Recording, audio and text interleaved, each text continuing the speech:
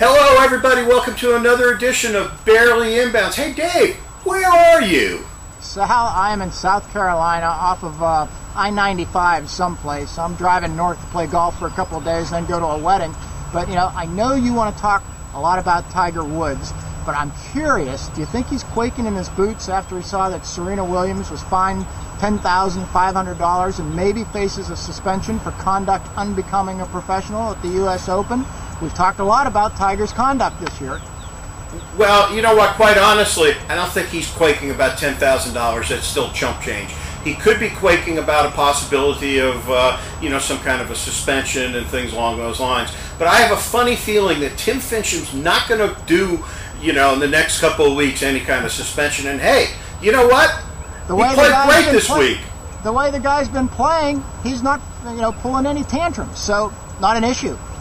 No, it quite frankly isn't any issue, and he's playing terrific. We put together a little videotape of things that happened at Cog Hill, and it was a wonderful week at Cog Hill. They revamped the golf course. Reese Jones came in, and the golf course has brand new greens. The direction of the course is the same, but it's a different feel. And a lot of people came out, and of course, a lot of people came out to watch Tiger Woods and to see how Tiger Woods was going to play. And you know what? Tiger didn't let him down. He shot 62 in the third round. What do you think? Is it Cog Hill why Tiger plays so well?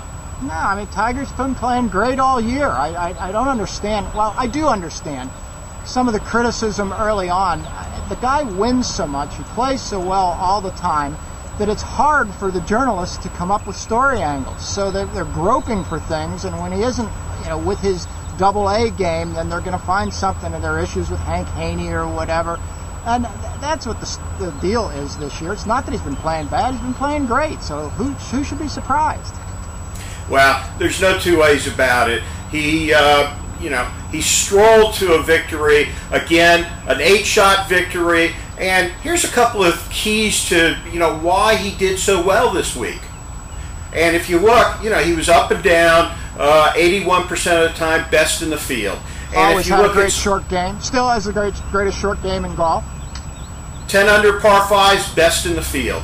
And, that's important, and that's where Tiger's meat and potatoes are, and is in there. Best in total putting, ball striking, total driving. He was -7 on the par 4, second best in the field.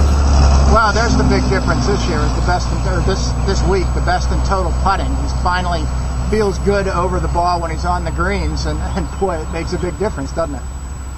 Well, he hit 50 of 72 greens, fourth in that, and again, he's hitting the ball great from tee to fairway, and he hit 41 of 56 fairways, tied for 51st. Hey, how about some of the recovery shots he made, Sal? Did you see a couple of those? Geez, the guy, when he doesn't hit the fairway, he's phenomenal, getting out of trouble, too.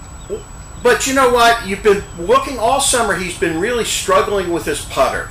And, that's what really is the important part of his game. He took only 106 putts, second best of anyone in the field. He was fifth in putting, didn't have a 3-putt all week, 34 1-putt greens. But more importantly, and the stat that's really, when Tiger does this, he always wins, is when he makes 64 of 66 putts inside 10 feet. Just phenomenal. Look at a couple of other things. Woods has won 5 events more than 5 times. Bridgestone, the WGC Cal, a lot of them. Here's Tiger's favorite golf courses. Of course, Firestone South. 9.3 million he's won there. Torrey Pines, 8.9 million. Cog Hill, he's won 5.4 million. That's kind of like money that we win, right, Dave? Yeah. Horses for courses, right? Horses for courses. And, it's very important to also say he's getting very close to Jack Nicklaus and Sam Snead. And if you look, he's so far ahead of them. Sam Snead has 82 victories. Nicklaus has 73, and Tiger has 71. You look at Sam Snead, he got his 71st in the 1965 Greensboro Open. He was 42 years old, 10 months. It was his 315th start. And you look at Jack Nicklaus. Jack Nicklaus won 1982 Colonial. He was 42 years old also, and he was in his 404th start. And you look at Tiger, he's 33 years old. He's 9 years younger than those guys, 252nd start. And you know what? It's just phenomenal what he's done on golf. Let's add another stat to that, Sal. Neither one of those guys, Smead or Nicklaus, had to undergo major reconstructive surgery on their knee. How about that? Well, absolutely. And Ben Hogan did have some problems with a bus, but other than that, he did really well. But you know what? Tiger's been phenomenal since he's only a year away from major surgery. He just started walking again about 12 months ago. So, it's really fabulous. Hey, we got to also talk about Cog Hill was a very important stopping off part to get into the Tour Championship, the final leg of the FedEx Cup. Here's the top 5 in the FedEx Cup standings right now. Now, what's really important for these top guys is if they win at the Tour Championship, it's Tiger, Steve Stricker, Jim Furyk, Zach Johnson, and Heath Slocum.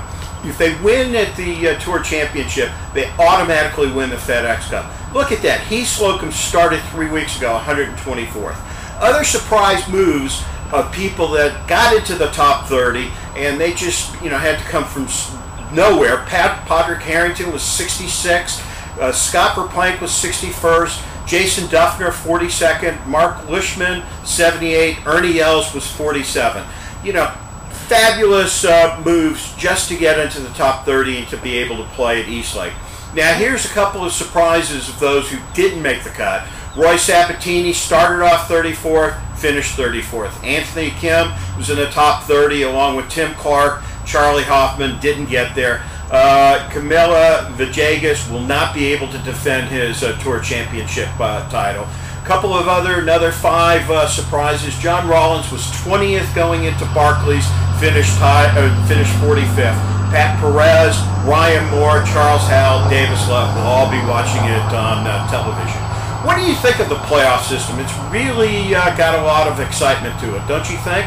Well, one thing that's happening, Sal, is when they devised this, they wanted to have the sort of rags to riches aspect to it too, where somebody could come from way behind and claim this huge prize.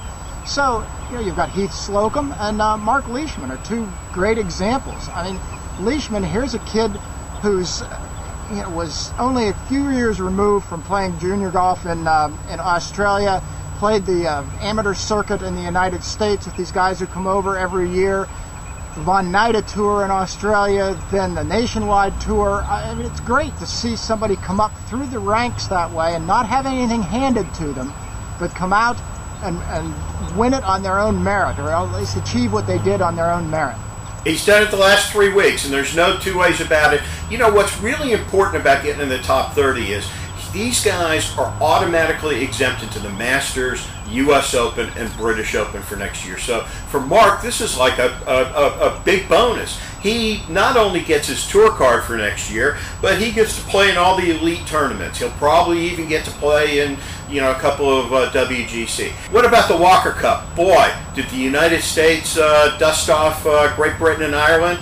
Yeah, it was a little bit of a mismatch. It's unfortunate that not a whole lot of attention was paid to it by the media or on TV, because it was a great preview for the 2013 U.S. Open at Marion. It's just such a fantastic golf course.